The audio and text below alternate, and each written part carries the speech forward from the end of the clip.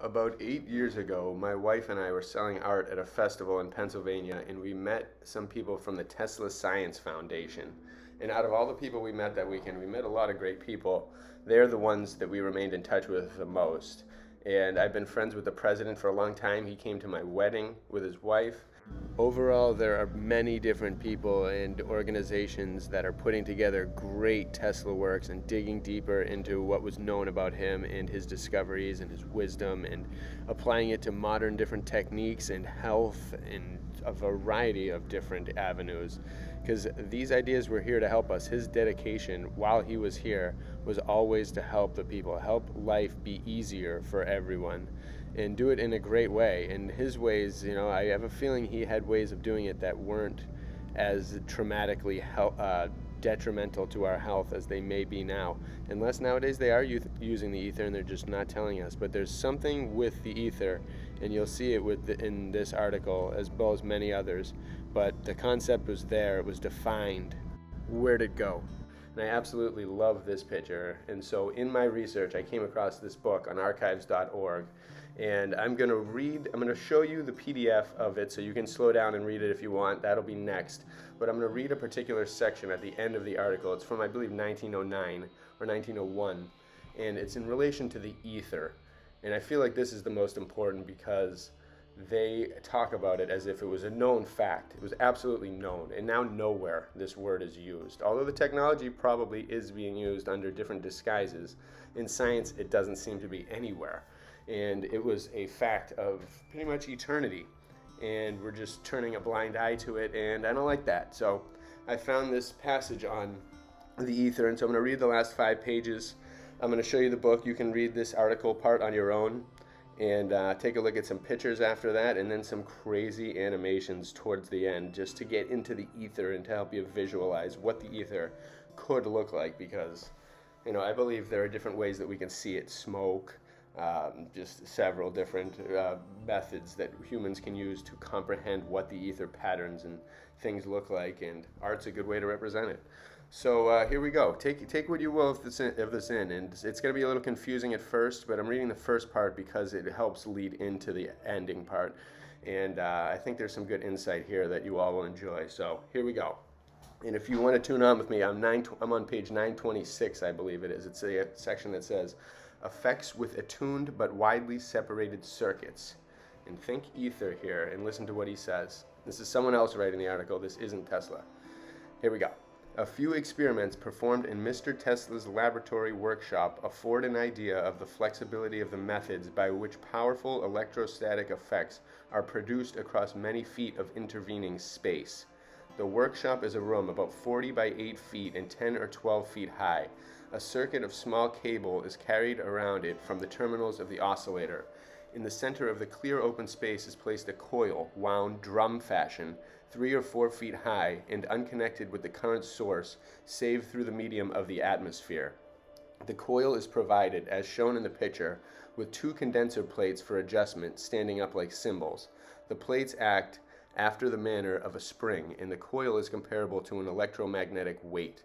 The system of apparatus in the middle of the room has therefore a certain period of vibration, just as though it were a tuning fork or a sheet of thin resonant glass. Around the room over the cable there are sent from the oscillator electrical current vibrations. By carefully adjusting the condenser plates so that the periodicity or swing of the induced current is brought into step with that of the cable currents, powerful sparks are made to pour across between the plates in the dense streams shown in figure 9. In this manner it is easy to reach tensions as high as 200,000 and 300,000 volts. No one who has witnessed these significant experiments can fail to be impressed with the evidence of the actuality of a medium, call it ether or what you will, which in spite of its wonderful tenuity is as capable of transmitting energy as though it were air or water. Still more impressive to a layman, perhaps, is the confidence and easy precision with which these fine adjustments are brought about. In figure 10 there is a similar coil in the middle of the same room, which has been so adjusted to the vibrations sent around the shop that an ordinary 16 candle power incandescent lamp is well lighted up. Figure 11 pursues this a little further.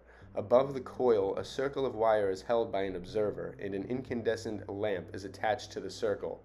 As before, the vibration of the ether in the coil is brought into harmony with the vibrations emitted from the cable. The inductive effect upon the circle held loosely in free space by the observer is so pronounced that the lamp is immediately lighted up, though it may be connected with but one terminal wire or with two. A 100-volt lamp is used, requiring, when employed, ordinarily more than 1/10 of a horsepower right off the connecting circuit wires direct from the dynamo to bring it up to proper illuminating value.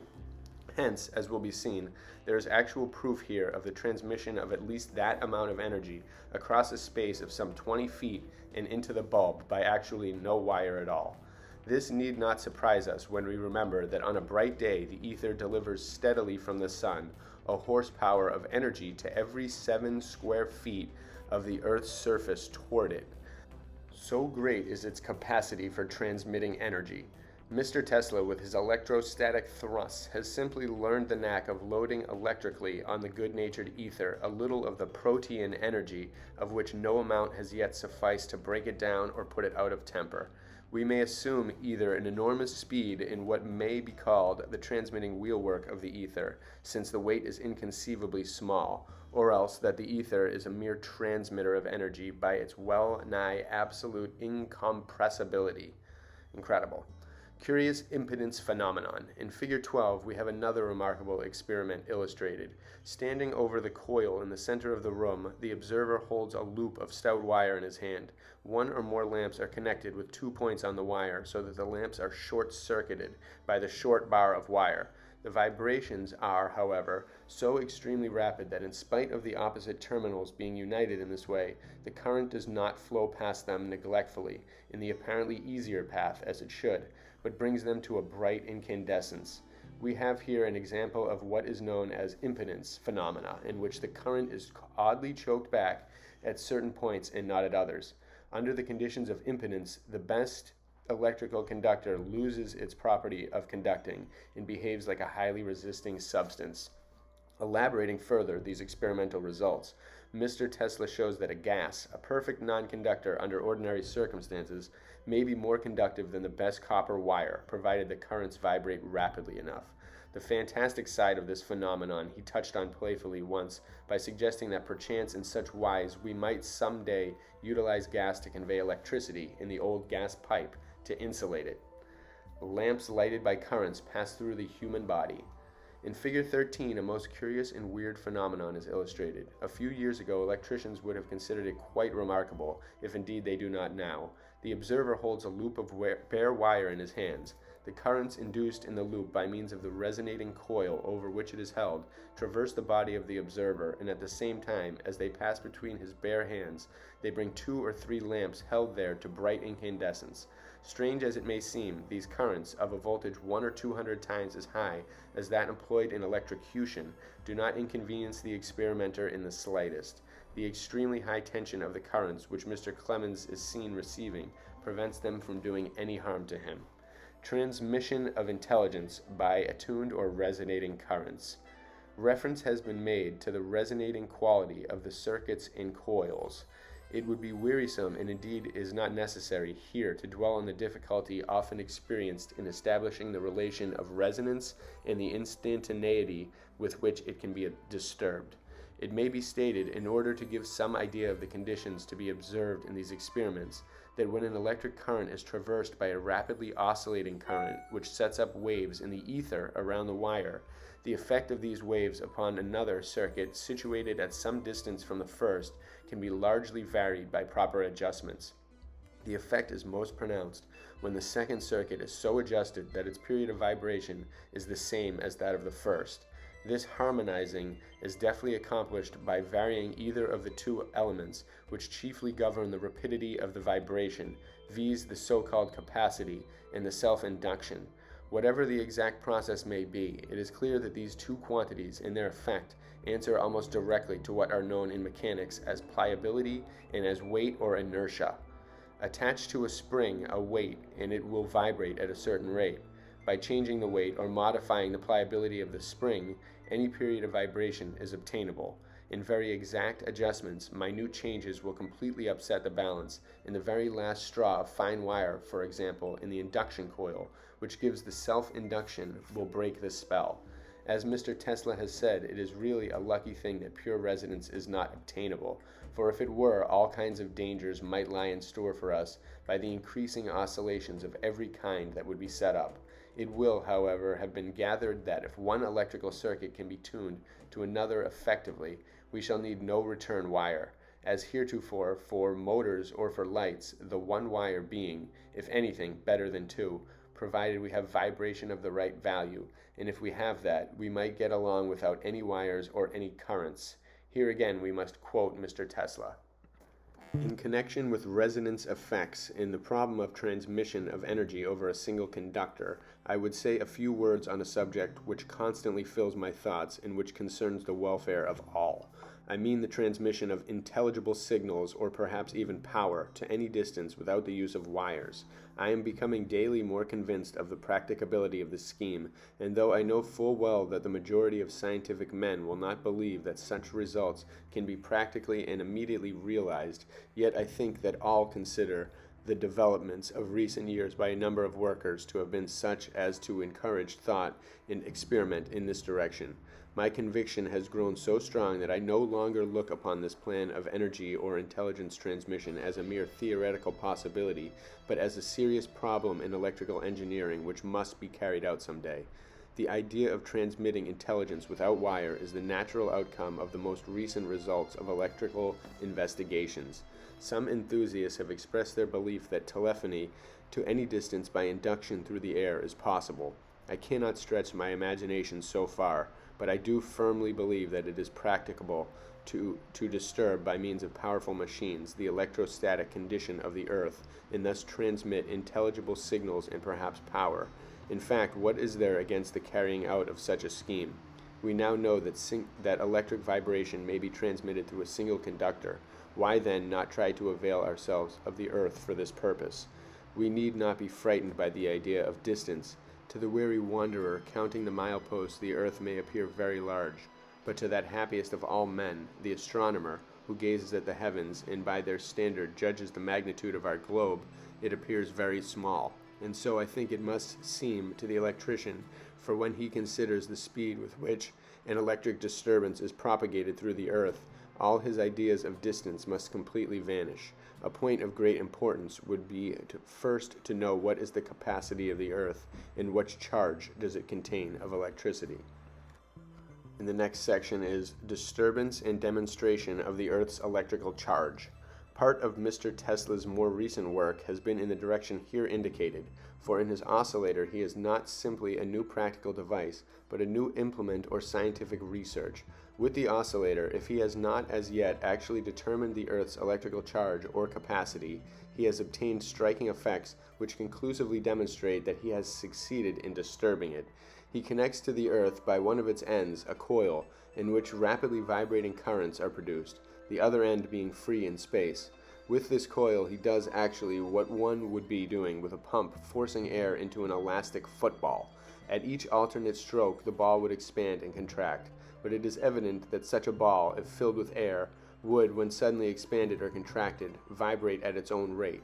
Now if the strokes of the pump be so timid that they are in harmony with the individual vibrations of the ball, an intense vibration or surging will be obtained. The purple streamers of electricity thus elicited from the earth and pouring out of the ambient air are marvelous. Such a display is seen in Figure 14, where the crown of the coil, tapering upward in a peak of Tenerife, flames with the outburst of a solar photosphere. The currents which are made to pass in and out of the earth by means of this coil can also be directed upon the human body. An observer mounted on a chair and touching the coil with a metal rod can, by careful adjustments, divert enough of it upon himself to cause its manifestation from and around him in splinters of light. This halo effect, obtained by sending the electricity of the earth through a human being, the highest charge positively ever given in safety, is, to say the least, curious and deeply suggestive. Mr. Tesla's temerity in trying the effect first upon his own person can be justified only by his close and accurate calculation of what the amount of the discharge from the earth would be. Considering that in the adjustments necessary here A small length of wire or a small body of any kind added to the coil or brought into its vicinity may destroy entirely all effect. One can imagine the pleasure which the investigator feels when thus rewarded by unique phenomena. After searching with patient toil for 2 or 3 years, after a result calculated in advance, he is compensated by being able to witness a most magnificent display of fiery streams and lightning discharges breaking out from the tip of the wire with the roar of a gas well. Aside from their deep scientific import and their wondrous fascination as a spectacle, such effects point to many new realizations, making for the higher welfare of the human race. The transmission of power and intelligence is but one thing. The modification of climatic conditions may be another. Perchance we shall call up Mars in this way some day, the electrical charge of both planets being utilized in signals. Here are great results, lofty aims, and noble ideas, and yet they are but a beggarly few of all those with which Mr. Tesla, by his simple, modest work, has associated his name during recent years. He is not an impracticable visionary, but a worker who, with solid achievements behind him, seeks larger and better ones that lie before, as well as fuller knowledge. I have ventured to supplement data as to his late inventions by some of his views as to the ether, which, throughout this presentation of his work, has been treated familiarly as the maid-of-all work of the universe. All our explanations of things are but halfway houses to the ultimate facts. It may be said, then, in conclusion, that while Mr. Tesla does not hold Professor Oliver Lodge's ingenious but intricate notion of 2 electricities and 2 ethers, and of the ether as itself electricity, he does belong to what Lord Kelvin has spoken of as the 19th century school of plenum, accepting one ether for light, heat, electricity, and magnetism, outward manifestations of an inward unity whose secret we shall some day learn. And that was by Thomas Comerford Martin. So that is very interesting to note how they think about the ether and just how it was on the cutting edge of science, and now it's just like taboo or not talked about or something. But it was also so ancient. It's like connecting all of these tops of these ancient buildings, their purpose. It's almost like Tesla was rediscovering something. He knew that at a distant point in time, this had probably been discovered because these concepts are in nature. They're eternal. They just take a man like him whose mind can unveil them and unravel them, who's dedicated his entire life to unravel them. He was unswayed by women or really anything else except for his quest to understand this world and help it for the greater good. And that is absolutely amazing. I am so excited to get back into the Tesla groove. Stay tuned for that art and potential mural. I'll close it out here with a poem called In Tesla's Laboratory at the end of this article by Robert Underwood Johnson. Here in the dark, what ghostly figures press? No phantom of the past, or grim or sad. No wailing spirit or woe, no spectre clad in white and wandering cloud, whose dumb distress is that its crime it never may confess. No shape from the strewn sea, nor they that add the link of life and death, the tearless mad, that live nor die in dreary nothingness, but blessed spirits waiting to be born, thoughts to unlock the fettering chains of things, the better time, the universal good. Their smile is like the joyous break of morn. How fair, how near, how wistfully they brood. Listen, that murmur is of angels' wings. Bless you all in your creative paths forever. Research Tesla. He is a beautiful, amazing mind and a true inspiration to those seeking truth, especially in the universe around us, which we have been lied to by too many people. It's times we only go down the right path like he did, I think. Bless you all.